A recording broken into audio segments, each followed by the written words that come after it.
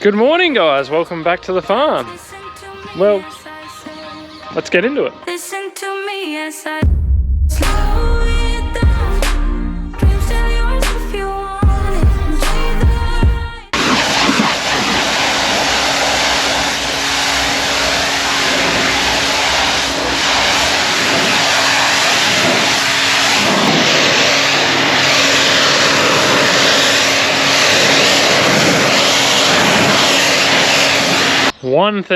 One thing I'd been waiting to do to this tractor so that I could clean it up and advertise it, and because I had a little bit of time on my hands yesterday, I got that done. So I'm just trying to get it washed up so I can get it finally advertised. I was hoping the damn thing would be sold by now, but anyway, if anyone's interested, I'll throw some contact details down in the description.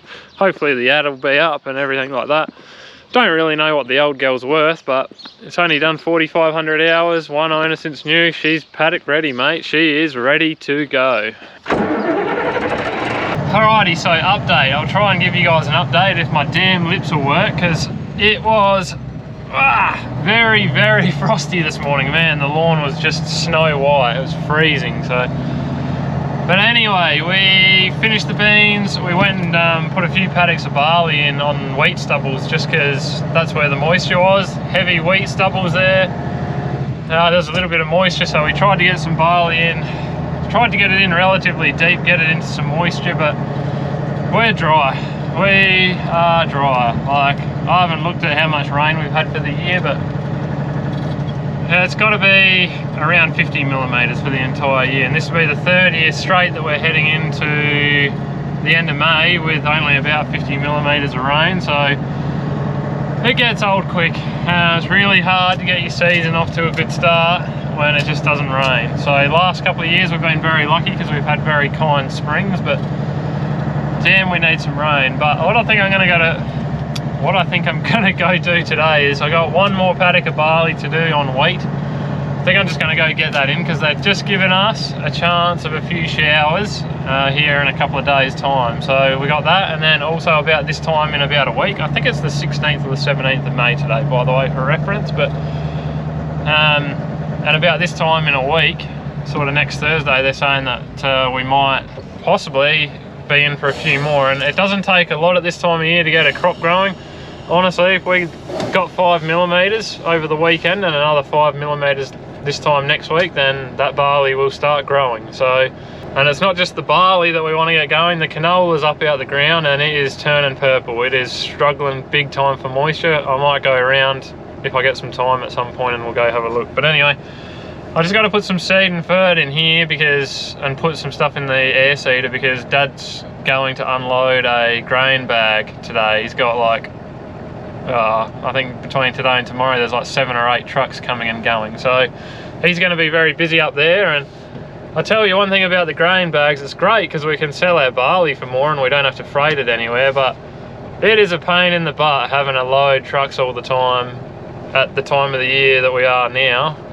It'd be nice to not have to do that, but that's just the way it's worked out. We've got bags there, people want barley, it's been dry, and yeah, I just don't know how much of it I want to do going forward because it's not like we have oodles of labour to spare sort of thing. A lot of the time it's only me and Dad, and there's sort of only so much that you can do in a day. So anyway, right, let's get an auger here and yeah, we'll get some seed and fert in here and get cracking.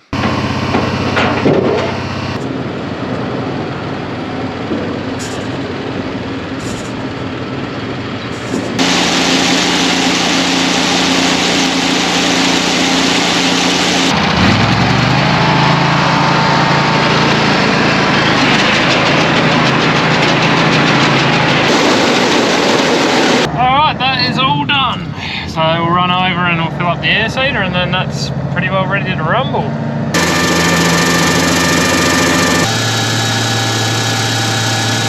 Now what I might do is just pull the main filter out of this sprayer and have a look at it, because we're kind of done spraying out some of the heavier products that we use.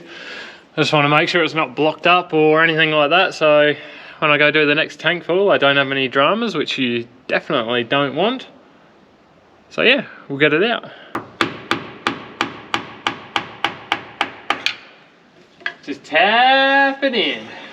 Just tap it in. It actually doesn't look too bad. I'll give that a quick clean out while I got it out and bang him back in. Alright, that's clean. I'll just give this a quick wipe and then it's ready to go back in. Disgusting Treflin. I hate this stuff. Doesn't matter doesn't matter if you've used Treflin once or 100 times. Once it's inside your sprayer, it is there forever. You'll keep finding chunks of yellow for the rest of time.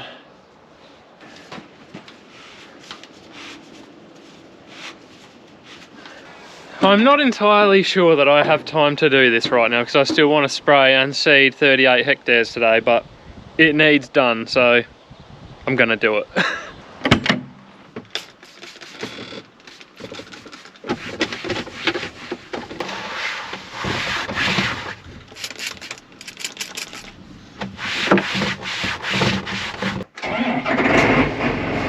Gee, I do love the sound of this old girl. She just has a real nice, deep, throaty roar in that engine. But anyway, I might take this around the back and grab a couple of photographs of it quickly and then carry on with the day's program. I fixed up that annoying cab squeak too. Somebody gave me the hint that behind the lights there's some little wear pads behind there, these ones. They kind of bolt there and hold the windscreen in place, and yeah, so I pulled those off and I put some new wear plates behind there, and sure enough, the squeak is gone.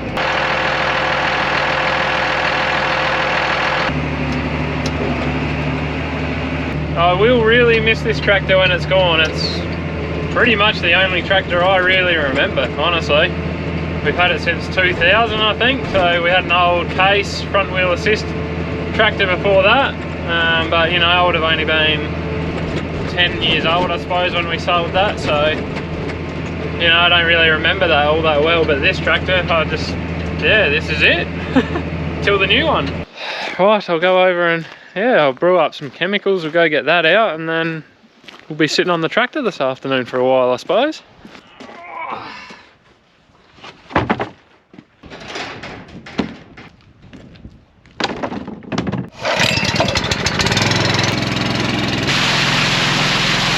That is on the brew. We'll go grab the sprayer and get filled up and get into it.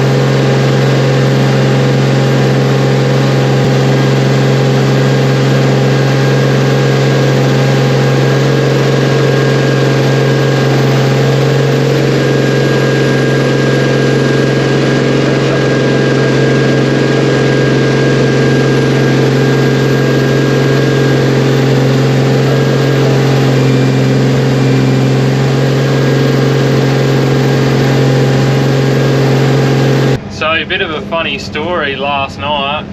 Last night was very interesting. I don't know, I had dinner, and probably about 2 hours after having dinner, had a steak for tea. I felt horribly unwell. I had my head over the toilet.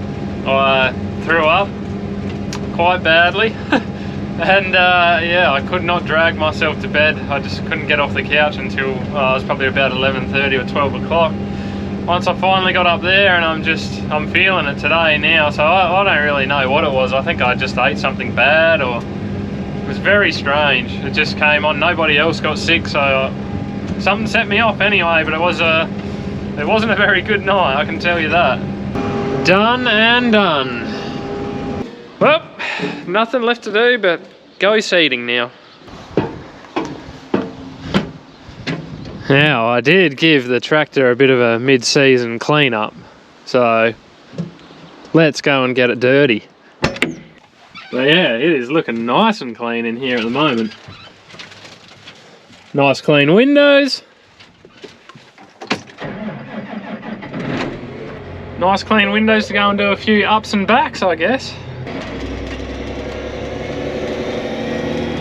And even though I do love that old teeth rattling 8310T, would I want to go back to it?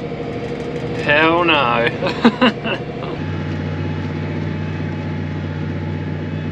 Now the only thing I dislike about this tractor is that because it's a new steering system, being the Green Star, every paddock I go to I have to remap every paddock, so that's a little annoying, but hey, I don't really have anything to complain about, let's be honest.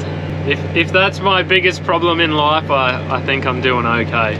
Set track, new track, AB, track name. We'll call this one the South. Boom, we're ready to rumble. Rightio, everything in here is set up. Got all my AB lines. We're running. We're dropping some seed in, bit of barley.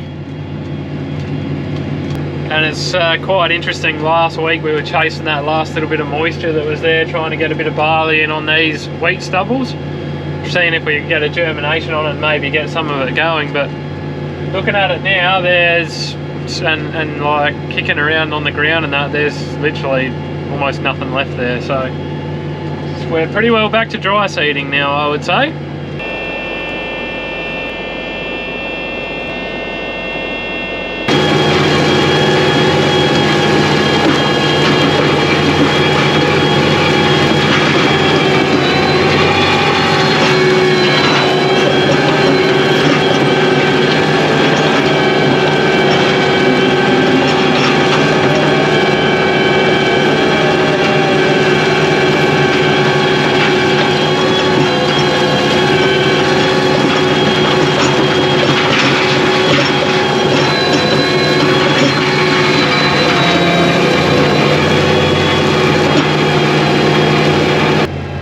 I think we're fairly well set up and right to go here for a while, but I've had a bit of a scratch around, look at seed depth. Hell, it is hard out here, this paddock. This has got to be one of our worst paddocks to come in and dry seed. It just, the soil in here is this real heavy cracking ground, and it just, like, you go out there now, there's just cracks like this wide in the soil at the moment in some spots, and yeah, the tractor's just, oh, you can feel it when it hits the hard bits, and it just, the tines don't want to stay in the ground. I got them pumped up, got the pressure pumped up on those, so I don't know. Anyway, seed depth is about as good as I think I'm going to get it, so I'm kind of just throwing this barley in the ground at the moment, hoping, just absolutely purely hoping that they get the weather forecast wrong over the next few days and we get 6, 7, 8 millimeters of rain, and it looks like there's something coming through again next week. We're on the edge of it. We might not get anything, just hoping that we get another 5 mil or something out of that. Just absolutely gambling at the moment, because last thing we want now is a few millimeters of rain on this and it starts to try and germinate, and then it just gives up the ghost. But it's pretty cold at the moment, so hopefully, you know, it hangs in there. But anyway, that's farming. I'm just throwing it in and hoping at the moment. And again this year we're for some reason going in reverse, where we haven't put any wheat in yet. Typically you'd go and dry seed your wheat because that's your cleanest paddocks, but yeah, like I said earlier, we were just chasing that bit of moisture under these heavy wheat stubbles for the barley. I mean, that's pretty much gone now, but once again, any rain that falls on these heavy wheat stubbles is more likely to retain the moisture than it is out on the bare paddocks where we're going to be putting the wheat. So no guys, it's not the way that we like to work. We'd like to get a nice decent wheat knocked down on this barley, because there's plenty of ryegrass on this barley, because there was plenty of ryegrass in with the wheat last year. But we're just trying to make the most of the situation we're in.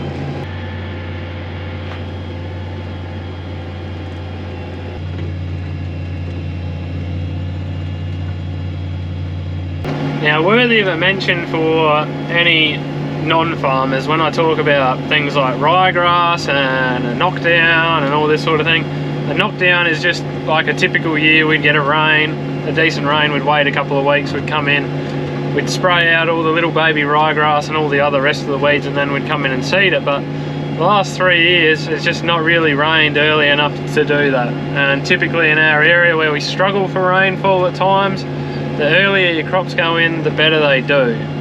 And if the rain cuts off at the end of August or in early September, which honestly happens more often than not, the earlier your crop is in, the better it will do. So what we've done the last 3 years is just fraught with danger, really. We're just creating ryegrass problems, but at the end of the day we've got to try and get a crop in and make some money. So the best way of doing that is getting it in early, and when they're talking a dry year, like I said, the earlier it's in, the better it's more likely to do. So really the ideal situation here with this would be that we get a small rain on it now and we get the crop going. And if we get the crop going, and then like before we get a decent rain, like a big 20-25 miller or something like that, that would get all the rest of the weeds going, your crop's already up out of the ground and it's going, so it's going to have the jump on all the weeds, and then it competes harder against the weeds, things like ryegrass, and it's just ahead of the game. So that would be the ideal situation. Will that happen?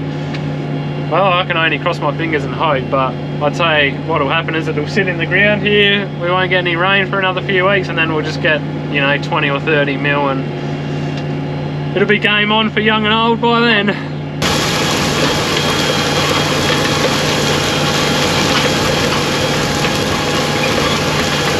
Hubba hubba, baby, look at those cracks. Oh yeah. You could honestly drop something down there and you'll never find it again. They're that deep, some of those. So yeah, you have heard and you will hear me talk a lot about ryegrass, because I believe, well, I can't honestly think of anything else that is as big a enemy to us as ryegrass, apart from maybe the weather, but that's a conversation for another day.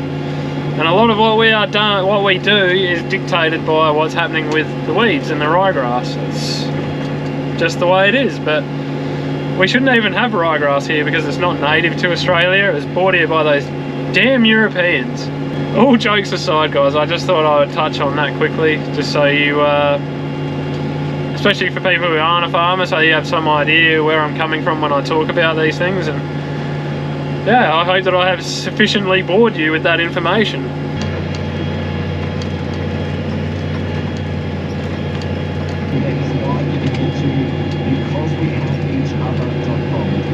Alright, this should be a good one for you guys. This is how hard and heavy our soil is. It's like concrete.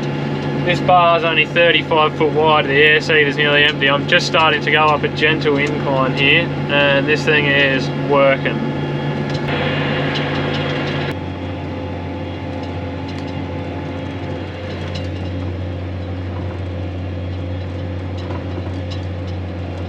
I have not seen the fuel economy that bad at all this seeding. It is just so hard in here, I just cannot believe it.